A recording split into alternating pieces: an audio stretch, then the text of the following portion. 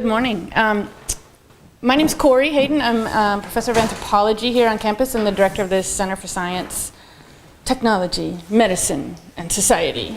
Customs, or as Nick has started to call it, Christmas. We are the center, and I am absolutely delighted to just say a quick word of welcome to this conference, Uncertain Boundaries. This is the product of a pretty incredible group of undergraduate students. You will be meeting them and hearing from them in just a second. And I really am deeply grateful to them for their effort. This sort of shows me what can happen when undergrads here at Berkeley and Santa Cruz and nearby really put their minds to something. So just one quick word. We at the center do not currently have an organized undergraduate pedagogical project, right? We don't have a minor or a major in science studies. What we do have is you guys. And we have a program that's called the Course Threads. I won't say much about it, but we got funding from a center on campus called Townsend Center for the Humanities, which runs a program through which this center has put together a thread in science and society. In other words, a way for undergraduates to take a bunch of classes and think about how science, technology, society kind of are entangled. And I think one of the things that I've learned as a faculty member is that some of the arguments we tend to make in those disciplines, having to argue very strongly that science and society are entangled, they're not separate, that you guys are the last people we need to actually convince of that you already know that. And I see this conference as really putting into motion a next generation's worth of questions about what that entanglement actually looks like. So I'm really grateful to you all for putting this together, especially Alli, Yates, Ian Brown, Natalie, Spriha, Gabriella, and Leslie Ye as well. So a big round of applause to the student organizers and to all of you.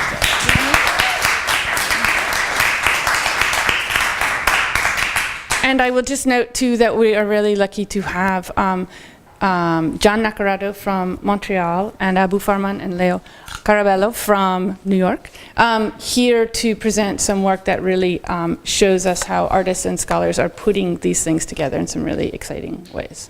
Okay, with that, I turn over to Alli Yates, organizer extraordinaire. Awesome.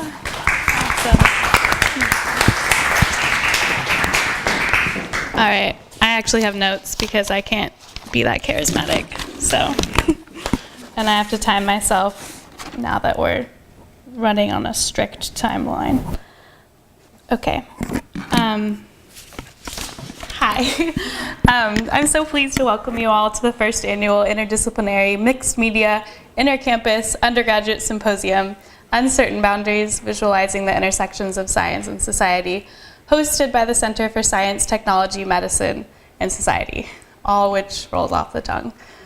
A year ago, almost exactly, I was taking a course with Professor Hayden surrounding all of the words involved in the center's name and this event's name.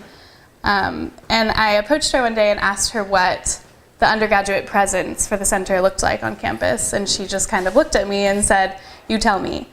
And so after that, I had the pleasure of working with the Townsend Course Threads program through a research apprenticeship group with a bunch of undergrads here, with the people that Cori mentioned, where we just kind of talked about different courses and debated whether or not they involved intersectionality and all these other ideas of science and society enough. And some of us kind of started talking, and we realized that students trying to talk about these ideas didn't really have a space that was creative and dynamic for this type of engagement. And so we came to the conclusion that we wanted a conference, but not really a conference. We wanted more than that. We wanted a think space and kind of like an intersectional experiment. And then I had the good fortune of kind of awesomely stumbling upon John Naccarato's work. And after that, we kind of realized that we didn't just want to talk about all of this stuff. If we're really pushing the boundaries of interdisciplinarity and even materiality, we wanted to see it in action and hear it and think about how we might be engaging in it with it in ways that we hadn't even conceived of yet. And we wanted to allow for maybe a looser form of discursive exchange. And on top of that, if we're advocating for a framework of radical inclusivity, we should probably, at the very least, invite the other campuses. So that's why we're really happy to welcome students from UC Santa Cruz and UC Davis today. So as we took these scattered ideas and ran with them, the support of the center and our sponsors made this event a reality. And so I really extend so much thanks to Cori and to Christine, Mary and Diana and everyone here at the center, because they kind of just let us play. And I think that's a really amazing opportunity. Then the Townsend Center, Townsend Course Threads, and the Department of Gender and Women's Studies are also completely wound up in everything that we're able to do today. And so I'm incredibly grateful for their support too. I want to finally acknowledge those who have been most crucial in really making this entire thing happen. And so that's Natalie Oveyssi, who I'm excited to say is presenting today, whether or not she's nervous about that. And along with Gabriella Beran, whose name I misspelled in the program, Leslie Ye, and Spriha Debchaudhuri, who've made a patient, persistent, and dynamic team all semester in addition to constantly putting up with me.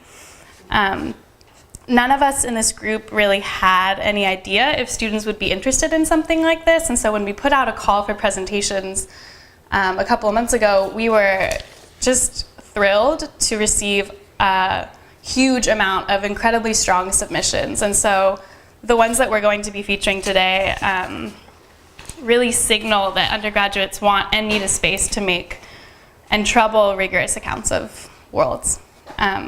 We want to think about corporeal forms and postmodern gesture, tubers and storytelling, notions of impermanence on Facebook, lived experiences of women with complex congenital heart disease and within the medical industrial complex. This is what and how we're trying to see things right now. And this is what we think matters.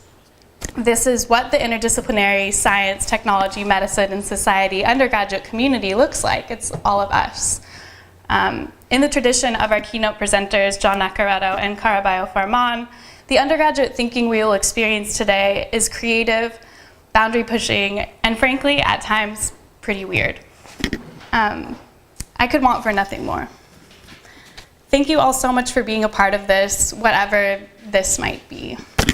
Now, Ian Brown, who is a visiting scholar, or he was a visiting scholar last semester from UC Santa Cruz, and an active member of the Course Threads group and conference task force, will now speak on the theme. So, thanks again.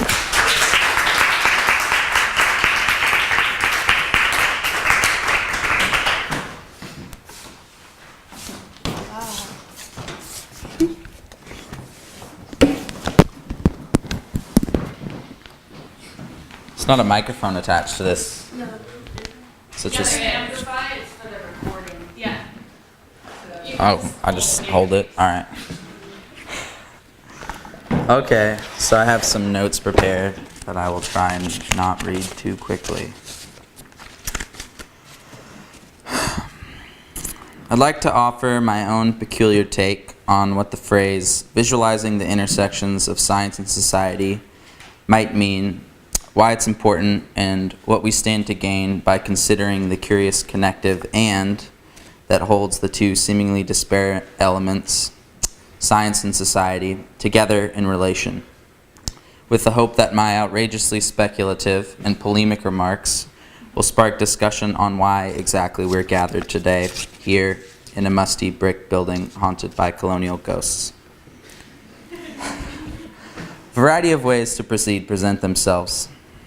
We might say that this "and" points to the epistemological separability of science from society, of their distinctive and unique characteristics, or that the connective points to an inevitable conjoining of the two that occurs only after scientific objects escape from the laboratory. Or perhaps that the distinction between the two that this "and" holds in place collapses when we consider science as a sociological phenomenon.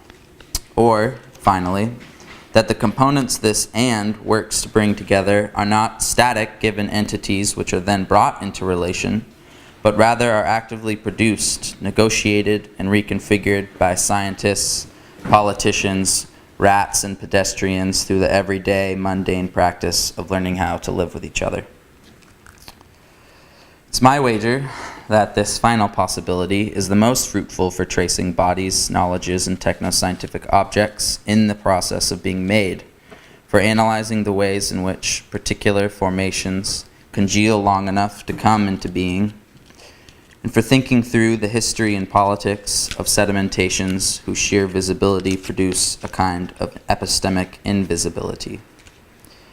It is not enough to simply state that our two terms, science and society, are intimately and inextricably related, nor is it enough to collapse the two into one, a process that inevitably asserts the primacy of one over the other. What is needed now is an analysis of the practices through which particular definitions of what constitutes science and society take hold in order to show how specific technological objects like ATVs or manioc embody and enact certain ways of understanding what the world is. Science and society designate not dead categories or abstract and inert generalizations that simply exist, but lively and uncertain worlds that are always in the process of differentially becoming through our everyday practices. Uncertainty, then, lies not only in the boundary that the "and" announces between science and society, but in the very terms themselves. Focusing on the doings and goings-ons of how knowledges, bodies, and objects are produced allows us to tell stories about the complex processes involved in the making of technological worlds, to notice details that otherwise might escape our attention. The clunky a priori distinction between science and society encapsulates a mode of looking that oftentimes gets in the way of being faithful to the impure, bloomin' buzzin' confusion that characterizes the worlds we inhabit. Making the boundary between science and society an open question with a multiplicity of answers rather than a settled issue helps us to give thick descriptions of phenomena whose nature defy easy and strict categorization. As Bruno Latour, an eminent sociologist of science, says, the question was never to get away from the facts, but closer to them, not fighting empiricism, but, on the contrary, renewing empiricism. Thinking about the marketing and making of Vital, a heart failure medicine designed specifically for African Americans, for example, helps us analyze how our ideas about race influence the science and circulation of pharmaceuticals at a level of detail that our common sense notions of scientific practice can't capture. Such an approach allows for more faithful description of the worlds we are making, while simultaneously giving us the resources necessary to contest practices that perpetuate and consolidate structural inequalities. We need the power of modern critical theories of how meanings and bodies get made, Donna Haraway notes, not in order to deny meanings and bodies, but in order to build meanings and bodies that have a chance for life. This dual mode of thick description and radical critique is, I think, the promise of research that endeavors to question the logic underlying that magical conjoiner. And thanks.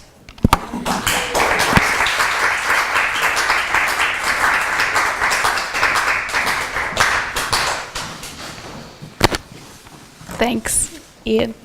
I'm now so happy to join all of you in welcoming an interdisciplinary artist currently based out of Montreal, Canada. His work involves the creation and development of systems and objects which engage in critical discourse about the intersection of art, media, and technology. Naccarato will present his current work on augmented reality with AR towards the augmentation of a brave new world. Our keynote address will discuss how media technology has come to control the space we occupy and how it has consequently begun to redefine notions of memory, ritual, and identity. Please join me in welcoming John Naccarato.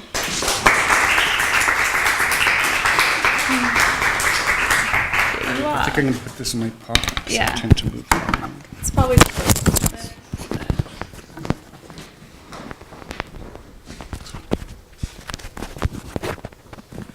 Okay.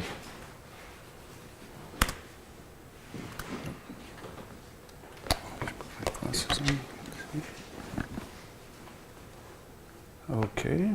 How do I get to the Sorry, I'm a PC based. Okay, maybe I guess I just.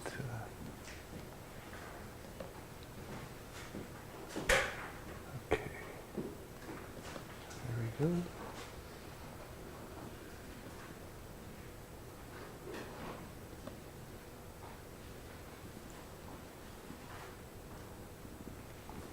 Okay, great. First off, thanks to the center, Cori, Alli, and Christine, as well as everyone else involved with these events for bringing me down. It's a real honor to be here. Before I begin, I'd like to relate a story about what happened to me at the American Customs. I get to the customs officer and he says, okay, where are you heading? I said, San Francisco. He says, what are you doing there? And now before I said this, I had contemplated for the first couple of days what to say. Should I, say I'm just visiting friends, So I decided the truth wouldn't be totally good, because if I told them I was doing a talk here, they'd post, maybe pull me over, ask questions. So I decided to tell them a half-truth. The half-truth being that I'm an artist that was attending the center. I forget the whole Center for Science, Technology, Medicine, and Society. So of course he looks down at my passport, looks at me, looks down. He does this a few times, and of course it seems like an eternity. I'm waiting for, And then he looks up with a big smile and he says, but what's art got to do with all this, And I smiled back and he passed me through, so that was fantastic. And hopefully I can touch on some of these things during this discussion. A little about my background. Oh man. I've been a practicing artist for the past 30 years. My approach is multidisciplinary and research-based. The work I'm about to present covers the past few years between that 2009 to the present and is broken into 3 parts. Part 1 is called The Skinning of Memory. Part 2, The Obscure Objects of Desire and the Rise of the Technological Chimera. And finally, Part 3 is AR Towards the Augmentation of a Brave New World. Got to get used to this here, okay. But to get started, we need to go back, way back to 1962, where I believe much of what I'm about to discuss began to take shape. So here we are. My father happened to take this photograph of my brother and I in front of a television set. And I hadn't seen this photograph for the time. 3 or 4 years ago, I came across it. And I was really blown away by how both our presence was almost indistinguishable to the materiality around it. But I guess what was even more jarring was the fact that my dad had put our hands onto the TV knob itself, and TV was sort of the focus of the photograph. Of course, for my dad, the TV at the time represented his climate, his material success and status. But perhaps more importantly, I remember the critical role that TV seemed to play in its ability to sit in as a surrogate other. It gave us, our family, extended relatives, sort of a reference point, one which we believed had valuable information about ourselves and about the space, the world we occupied and moved through. So in a sense, the medium of television was augmenting our reality. Its images would flood into our living room, slipping in and out of our consciousness, redefining our perceptions and experiences, eventually becoming part of our own memories and in turn reconstructing our identity. And I believe this is definitely still true today. After all, today's media-based technologies are in a sense a hybrid of yesteryear's radio and television technology. We're still in front of the screen, interacting with it in most cases with a predetermined imagery and information. And this brings us right into the first project I need to discuss, which is the Skinning of Memory was 2 installation projects. This is the first, called the X series. And right, so a little story behind this. So when I first arrived at the University of Ottawa, I'm walking around campus, walking through the building where my studio was, and I came across this locked door, and I don't know why, but I asked someone what's behind this door, and they said, oh, that's where we throw all the junk, all the old stuff we don't need anymore. So anyways, I said, well, can I have a look at it? And sure enough, when he opened the door, I saw like these old reel-to-reel players, VCRs, you name it, pre-1975. But I had an immediate attraction to it. There was a nostalgic pull to it, but also I had a sense that maybe this stuff would have something to say about our relationship to modern technology today. So I acquired these pieces, and the first thing I did was began to skin them. meaning I take the cases off. Some of them were partially skinned, some of them were totally taken apart. Almost kind of reminded me as a kid as well, which I tended to do. Anytime someone gave me some sort of object, I definitely wanted to see what was happening inside there. So the pieces were installed on the wall with various wiring hooked into it. Now some of these objects were operational and some weren't. And what was I going to say? Oh yeah, so this for me had a threefold purpose.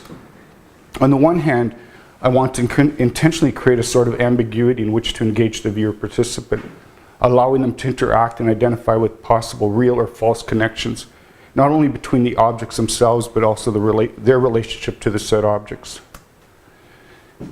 By skinning these objects, I also want to make them seem vulnerable, thus allowing a participant to connect on a more personal level, and perhaps also identify with their own vulnerability.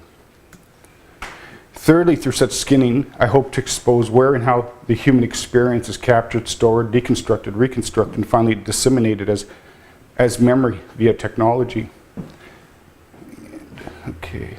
So as I said, this was also produced in tangent with this next installation I'm going to show you here. There we go. So here we go. The photo sort of came back to haunt me. When I did the installation work, I still wasn't aware of the photo. I had totally forgotten about it, and it came up about a year later while I was writing my thesis. But I think it's amazing the similarity in that I would create an exhibit or installation work that had this immense materiality around it, and when people would walk into it, they would also sort of get lost in the work. Let's see here.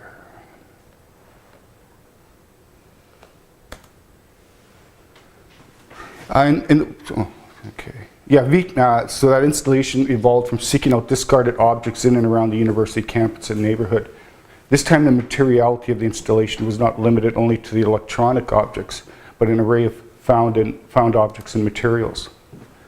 For this very reason, VP2 allowed a visitor participant to think about and approach the installation in many ways. One connect to the work from an archaeological, anthropological, or even sociological perspective. But the focus of the work was definitely on the relationship of the objects and the materials to memory and space. I came to believe that in most cases, materials and objects retain a certain memory imprint of their origin and intended use. And even when such materials and objects are reconfigured into something else, they still in most cases retain some clues as to their past identity. I mean, take an example of a knife. It can be a stone knife could be discovered, let's say 200-300 years from now, and when we pick it up, it gives us a sense of what its purpose would be. It has a memory imprint that we can use it for cutting and so forth. But I don't know, this can't particularly be said to be true in terms of today's electronic and digital objects, where their intended purpose is much more complex, elusive, and paradoxical. Objects such as a TV set, cell phone, or computer sort of require prior knowledge of their intended functionality and their interactive purpose to truly understand their material culture. For example, imagine someone discovering an iPhone a century from now. What would they make of it? Obviously, the iPhone's predecessor would offer many more clues as to its intent. Love these old phones, and the weight of them, the whole feel of them. How we relate and identify with media technology is also an interesting one for me. For example, I acquired this busted monitor from a fellow student whose father was about to throw it out into the trash. The student, aware of the project, realized his dad's intent and told him not to, that he knew someone who could make use of their art. Of course, his father turned and looked at him and said, what did he say? What's this world coming to, those artists running loose, So, but for me, it definitely, by putting it into the exhibit exposes itself as purely a technological object, even though there's elements of that memory imprint in there, and there's a certain beauty to it, obviously, with the lines, the scanning lines. And, okay, where are we here? Right, and this was also in the exhibit, and it's in the posters, which is great. With this, it was a bunch of little canisters, and I went around again. This time I wanted to collect smaller samples of this memory imprint, so taking little bits of material, or even flies, organic, inorganic material, and placing them into the canister. And by just positioning them, I guess, engaging the viewer into a non-narrative, I wouldn't say non-narrative, a narrative dialogue, but they could choose to look at this and this, which would create a certain narrative, or taking three together would create a different type of narrative. Oops. So now we come to the next part, but I went up a slide here. Okay, part 2, the obscure objects of desire and the rise of technological chimera. Excuse me. Prior to doing this, my thinking was starting to change in terms of the large-scale installations. And this is something I wrote on my artistic statement prior to creating this piece. I just want to read it for you quickly here. Machine and human have begun to fold onto each other. In turn, this has created what I refer to as a second skin. It is through this new skin that we have begun to access memory and identity. A possible endgame to all this may be less dramatic than we had originally thought.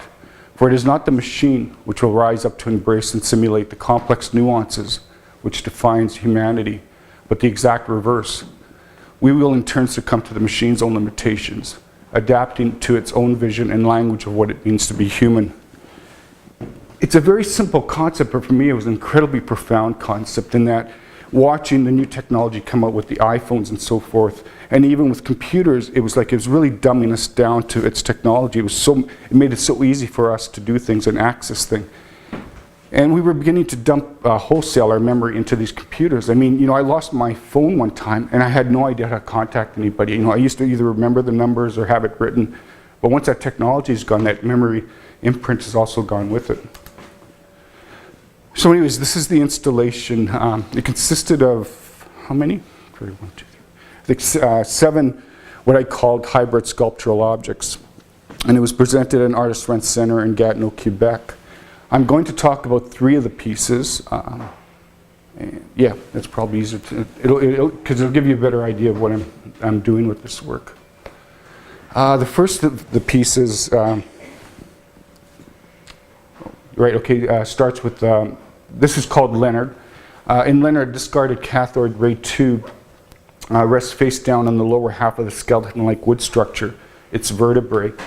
Just above it sits a functioning TV set, which has been skinned of its shell, exposing its cathode ray tube and electronic components. Now I have a video of this, which will also give you a much better idea of what I'm doing with this. And there's a narrative over it, so it'll kind of explain. Oh, are we plugged in with the speakers? Sorry, hold on a second. Technical. Yeah, no kidding, sorry there. The speakers are over there, so is it okay for us to move it? It's okay, sorry about that. So before, when you saw the other, through the installation, there was a lot more materiality. There's all these connections I was trying to make, and in this new project, I began to really simplify it, to really focus into a much more smaller and contained units. And it's pretty crazy that I was working with this stuff. I don't know, it's probably seriously poison, but I did have gloves when I'm handling this stuff. I'm sure I'm inhaling arsenic and every other kind of conceivable chemical.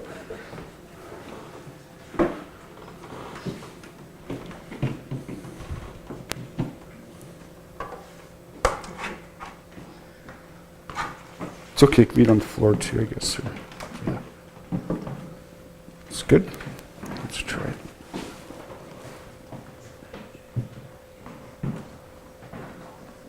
Down in the lower half of the skeleton like Let me try to get to the beginning of this. Shoot. Just above it sits a functioning TV set which has been skinned of its. Okay, here we go. The first of these objects is known as Leonard. In Leonard, a discarded cathode ray TV tube rests face down in the lower half of the skeleton-like structure, its vertebrae. Just above it sits a functioning TV set which has been skinned of its shell, thus exposing its cathode ray tube and electronic components.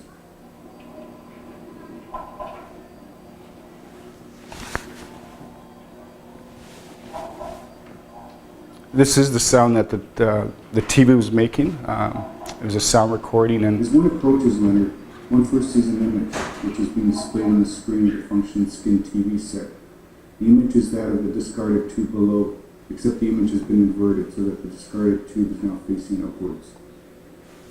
Viewers observing Leonard may begin to notice the subtle shaking of the video image, creating an almost human-like quality, or hear the soft, irregular clicking sounds. They may also notice how Leonard seems to be trying to reference itself and intercept its own memories with that of its discarded friend, the tube below. In a way, Leonard is seeking its own identity and self-consciousness via the feedback loop which brought it to life.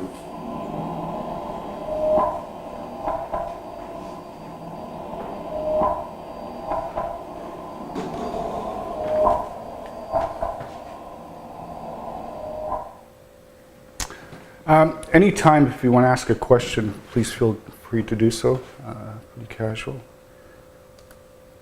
Okay, the next of these objects was called Holy Cow TV. And it was comprised of two skin TV units, one of which was an integrated TV VCR combo unit. Both TV units rest on a bare wooden skeleton frame again. The small plastic cow sits in front of the first TV, and its projected double can be seen on the second TV. Let's play the video on this.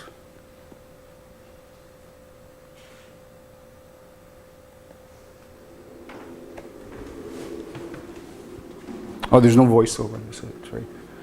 But I think it, yeah, you can see what the intended thing was. I mean, I want to emphasize that this is all pre-recorded video. So visitors to the site, to the exhibition, would constantly look for the live video image, or they would start waving their hand looking for the, and it's not there. It's a past recording that's allowing itself to be viewed in the moment.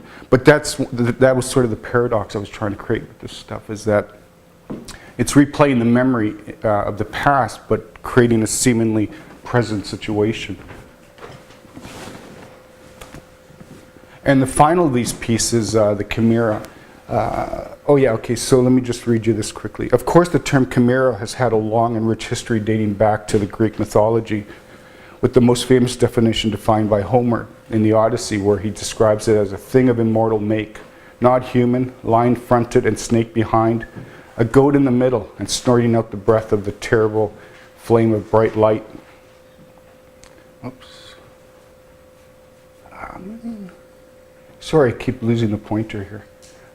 Anyways, so in the chimera, it's 6 feet long, and on one end of the chimera there's my head. It's a video performance piece of my head, and I'm very subtly moving it. On the other side, I'm going to show the video, you'll see my feet. So, and in between is all these circuit boards. So some of these all these circuit boards don't really work, but the visitor coming to it, I mean, they begin to be engaged, checking out the circuit board. There's various blinking lights, so there's a sense that there is a connection going on.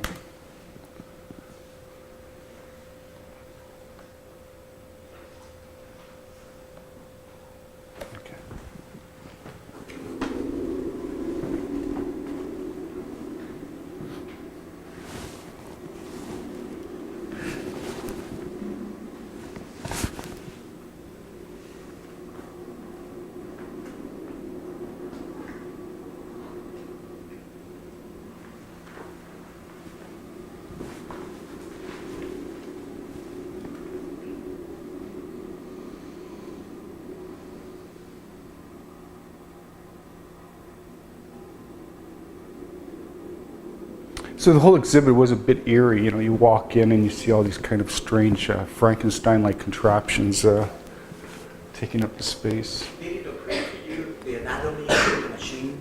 I'm sorry? The anatomy, Mm-hmm. connected with our very own anatomy. Well, that's how it. the parts work in and out. Yeah. Food and power going into the machine to bring it alive. True. Like you're saying, there's that comparison you can make, in a sense, right? Yeah.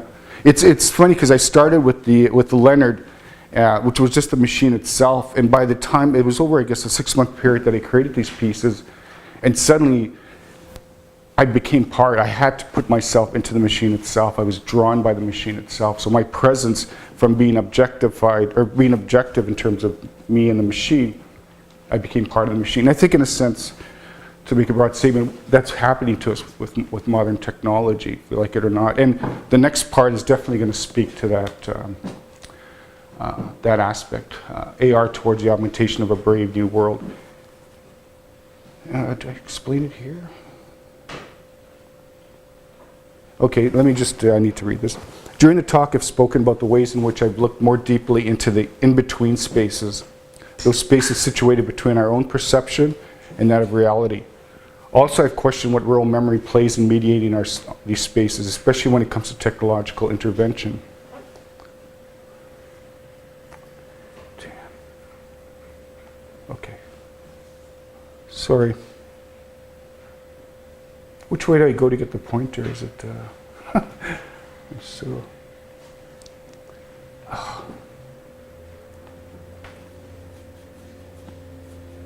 Oh, here we go. Okay. We now come to the third and final part of this talk, which explores my transition towards a new technology known as augmented reality. And I want to explain it to you for some of you that may not know about augmented reality. Augmented reality, or AR for short, refers to a new technology which straddles the divide between digital and physical space.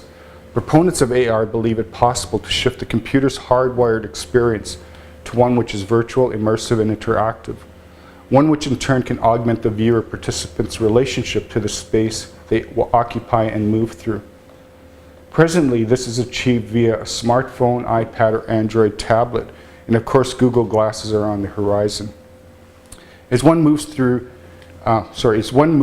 their smart device through the space around them, object markers magically appear between themselves and the reality before them. These object markers can take the form of text, image, or 3D objects. This is the first layer of augmentation, which the user experiences. Then the user may click on the object marker to further augment the event. This could trigger audio, video, object marker, interactivity, animation, and/or combination of these.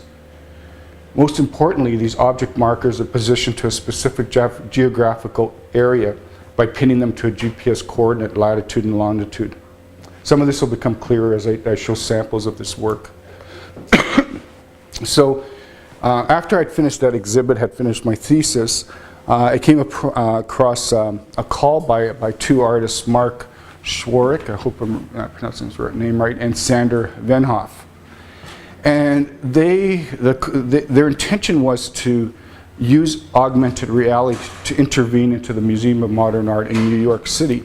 At the time, there was an opening for a retrospective on pop art and abstract expressionism. So the intent was to create a third augmented exhibition, which MoMA was not aware of, no one was aware of, into it. So it was like an intervention into it. What else did I want to say about that? So yeah, so all the floors of the MoMA were installed with augmented works by 42 contributing artists, including myself. Furthermore, a virtual seventh floor was created, which didn't exist in reality, as part of the exhibit. My contribution to the augmentation was part of the Chimera sculpture, the head that you saw in the sculpture itself. So it definitely became a transitional point for me as well, from hard, physically placed objects to something now that it was truly like in between the spaces. And so almost most of those attending MoMA that day were there for the retrospective, so they weren't aware that this was happening in their space. I do have a video to show you. First, I'll need to go back to that. That's cool. Now, I apologize, I don't have the artist's name. I didn't have documentation of my work, but I will show you this. So what happens, as you move the phone, he's created an augmentation with this strange sculptural head, but there's like hundreds of them throughout the room. So basically, as you move the phone through it, you can see in real time people walking by, but there's also this other layer that now exists within the space of MoMA. Does that make sense? Yeah? Okay. Yeah, go ahead.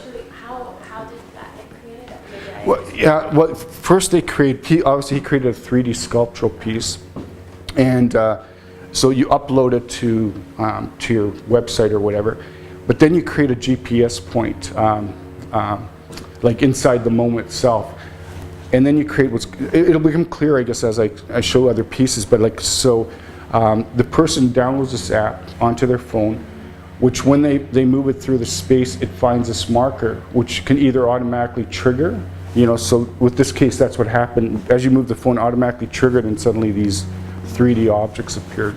Is that, and it'll become a little clearer too as I So I just want to go back, yeah, right here. Again, I gotta find the pointer.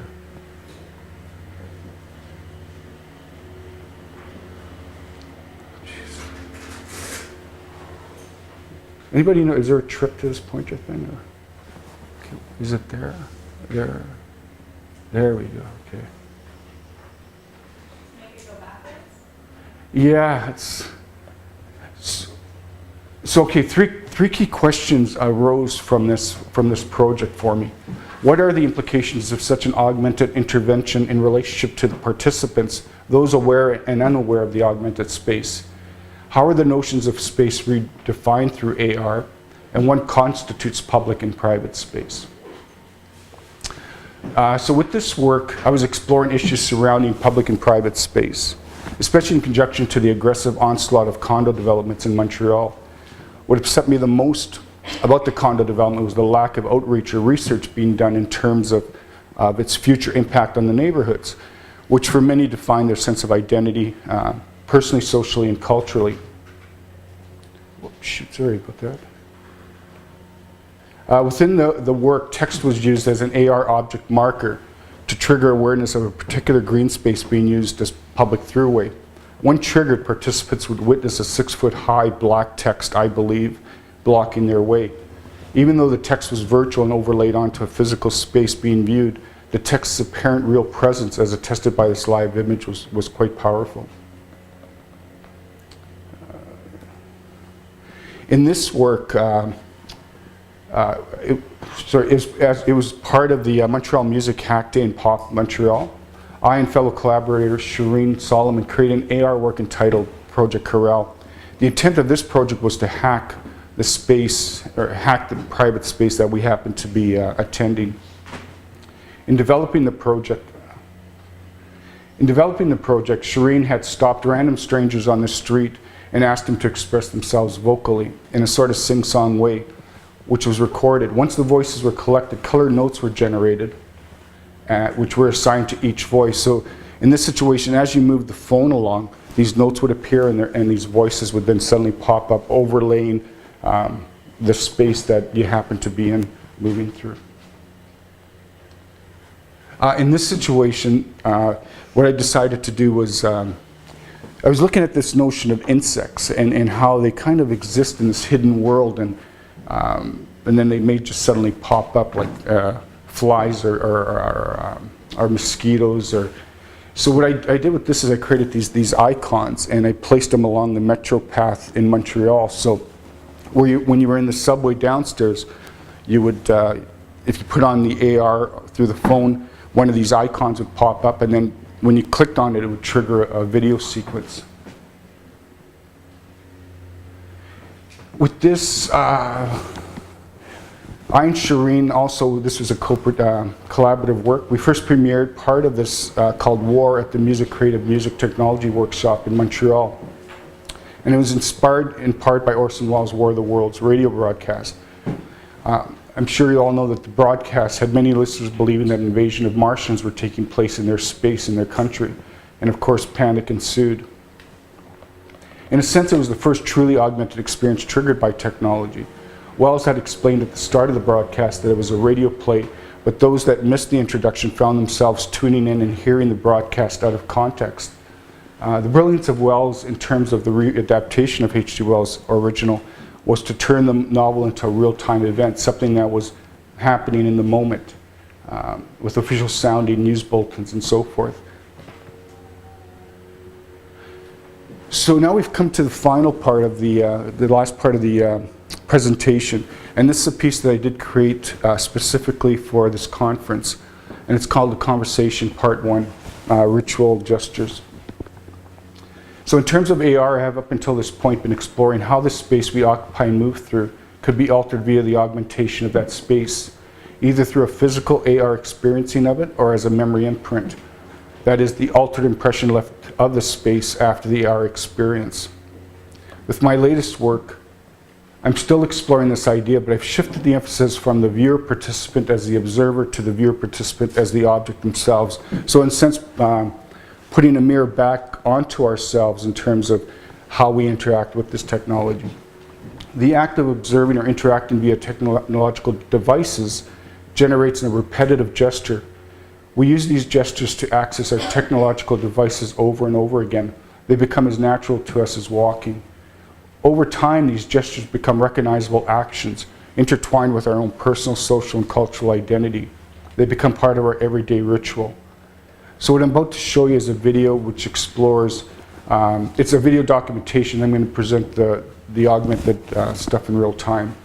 But the work explores 12 events which make use of these ritualized gestures. Each of the ritualized gestural events were given a name, but I've decided not to reveal them at the moment. I thought it'd be interesting to see how you identify with the gestures and what label you would give to them. Can everyone hear? Yeah, let me know if...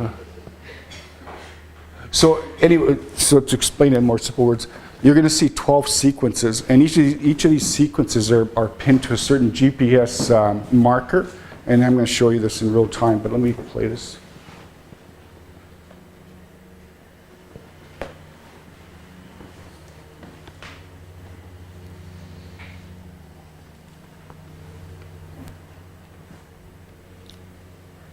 And see if you recognize the gesture and what you would name it or call it.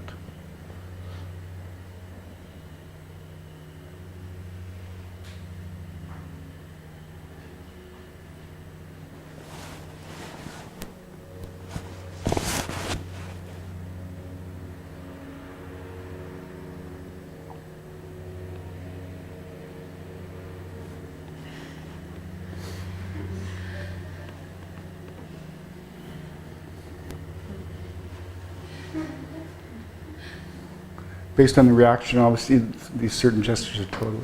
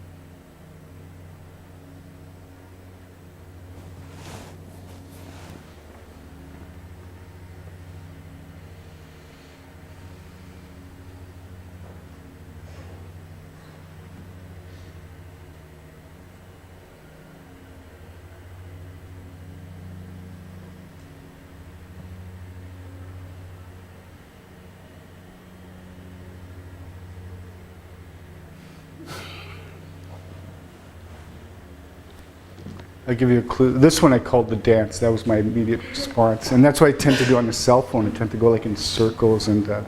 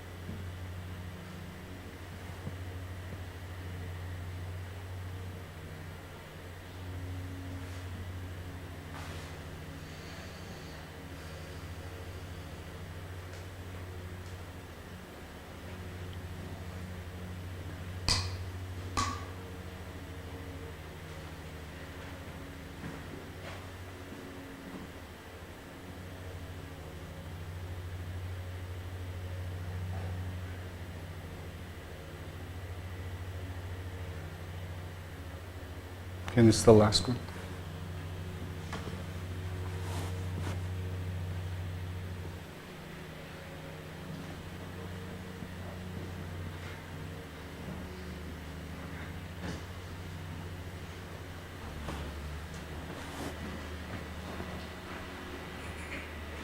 All right. So any ideas in terms of this gesture, what title you would give it? Well, what do you think she's doing in terms of the action itself? Filming? Pardon? Filming? Yeah. Taking a picture perhaps with the iPod or the iPad. So I call it the frame. I call it the frame. Here.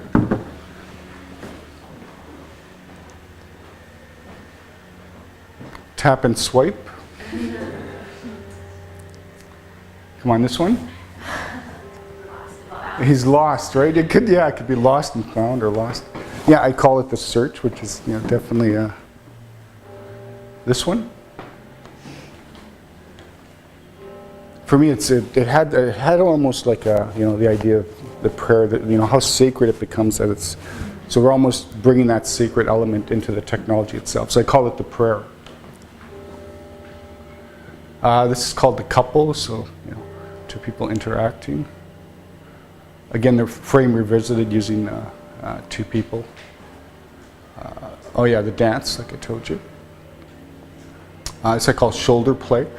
And it's funny because, after doing this work, and I'm on the street, and on the street, sure enough, I see these two people, you're become very aware, like usually it just becomes like an everyday occurrence that we just kind of ignore it. But once being kind of exposed to it, you kind of become very sensitive to the various gestures that are becoming part of our culture. This I call the dual. Occupied. Over the shoulder, revisit it. And this one? Sorry? Garage door. The last door? Garage. No kidding. That definitely could be it. Yeah. And obviously the remote for a television set. I referenced an older technology with this, but if there's light hitting, the infrared doesn't work, and you're trying to make it. Now, like I said, so each of these video sequences are out there in space. They've been geolocated in various places around San Fran and here on campus. Some of the, the search. The search is over on Alcatraz. Obviously, prisoners perhaps wanting to find their way out. There's some on the Golden Gate Bridge. So this is kind of these are the markers that I've created, and it's this shot I took in Starbucks downtown, and it was really funny because the coincidence in that there's this couple. The marker was called the couple, but sure enough, there was a couple there doing their things with their iPhones and so forth. So once you click on this, you'd have that video sequence. Same with the occupied. In and around campus, I took these shots. Anyways, we should go to a live. Do you have your iPad so we can show people? And you get a better sense. So when you take your iPhone or iPad and you put it there in front of you, these markers will appear, so augmenting the space that you're in. And so you put the videos that you have about gestures and technology into this space so that people could, if they have this application, it reads it and then it appears. Yeah, so what they would do is they'd see these markers, click on that, and shoulder play, the video would appear. I should explain, I call it part one because the intent is to create three parts. The first part was to create this sort of mirror or looking back at ourselves with our own gestural movements. The second part would be that I would take individual characters and cut out the whole background. So when, instead of these markers, what would trigger is you'd see someone standing there and doing the gestural approaches, right? And the third part would reference materials, so I could take a billboard, and the billboard itself would trigger that sort of augmentation. Okay, yeah. Sorry, I don't know if it's how clear it is to everyone, but okay. Yeah. So maybe so as you move it around, see if. Okay, we'll pass it around and you get a sense. So then when you click on that, it'll tell you what it is, how the distance you are from it, because what happens is obviously it knows your own GPS coordinate and then where I've pinned that thing so it can tell you it's 300 miles or 200. And then you can also get directions that could lead you to that very point, you know.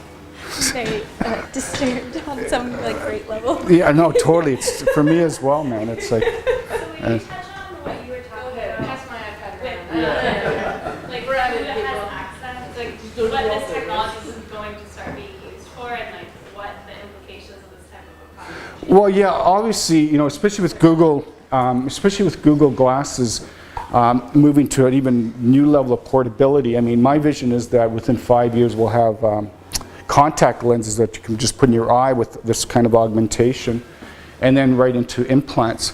But the thing is that it's this in-between space that the commercial interests are really going to begin to, what's the term, take hold of, because they want to control your movement. They want to sell their products.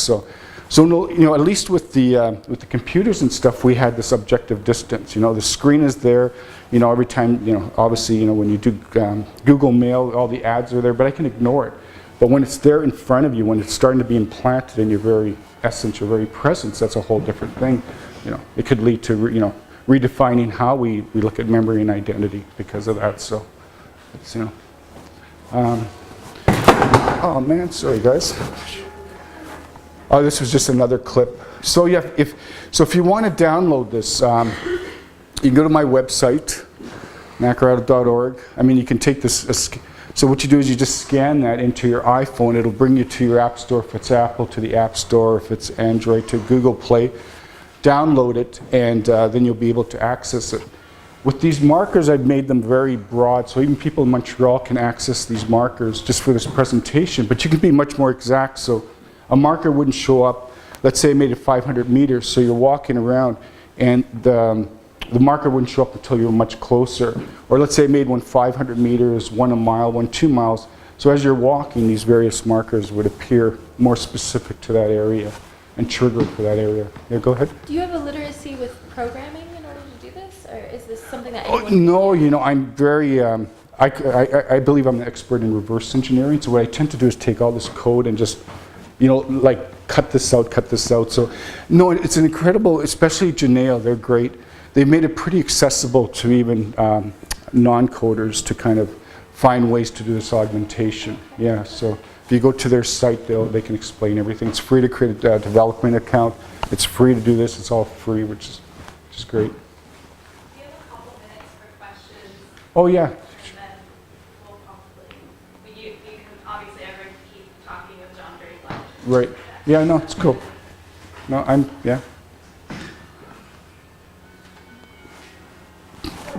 As soon as you brought up questions, it gets silent. It's. Well, one of the things you were talking about last night was that what's different about this technology is that you can actually fill a space without being known necessarily. And so it's like this way of the boundaries between like what a corporation can like put in terms of your life and in advertising, or like subversively occupying a space. Yeah, great. I gave the example of, I mean, it is a profound technology in that, like, I'm going to use my prime minister because I won't say it. You know, if I don't like what he's doing, I could take, I can go, you know, I can create a visual imagery of that and put it right into his office. I can pinpoint the GPS coordinates there. Now, if he knows it or not, it doesn't matter because my action, my subversive action was enough. It was very powerful. But then I can let people know that, so when they go to the Parliament building, they can hold up the phone and know that in his office I'm giving him the finger, you know. So in a way, it's a very, you know, it's a very, very powerful new technology for that. And likewise, I think it can be inverted and it could be used by certain interests to, you know, send us their propaganda and so forth. So, is that what you meant? Yeah. Okay. Cool. Is that it? Okay. Okay. Writing off of that, do you use, because it's about reality and representation. Right. Do you adopt the term augmented reality without any kind of hesitation? I have a lot of hesitation. I've written it in some of the essays because the term was coined at Boeing. I forget his name now, sorry, but at Boeing, they have like a ton of wires within the plane. So, but they used to have these big boards and you have to rewrite it.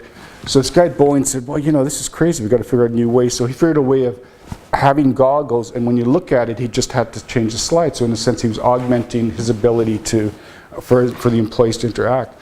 But yeah, it's a real misnomer in that, you know, we're augmented all the time. I mean, fire augmented our reality, technology of fire.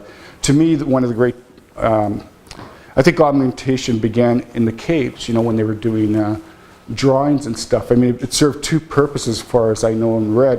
One is to give them the ability to capture whatever their prey. But also I've read in terms of shamanic approaches that by putting these imagery, it was able to let them transcend or go beyond that one wall, you know, and make communication with the other world. So that augmentation's been going on for, is that, yeah. Go ahead. Do you think the notion of augmented reality will eventually change the definition of reality itself? Ooh, I don't know, that's such a subjective thing. You know, reality is, I believe, very subjective, even though we collectively try to create this sort of objective reality. So I think we always have to be on guard that there are people or there are interests that do want to alter that reality, alter it to their liking, and rather than to what may be, you know, more important and more beneficial to us. I don't know if that answer, I don't think I can answer that totally with that, so. Thank you. Thanks a lot.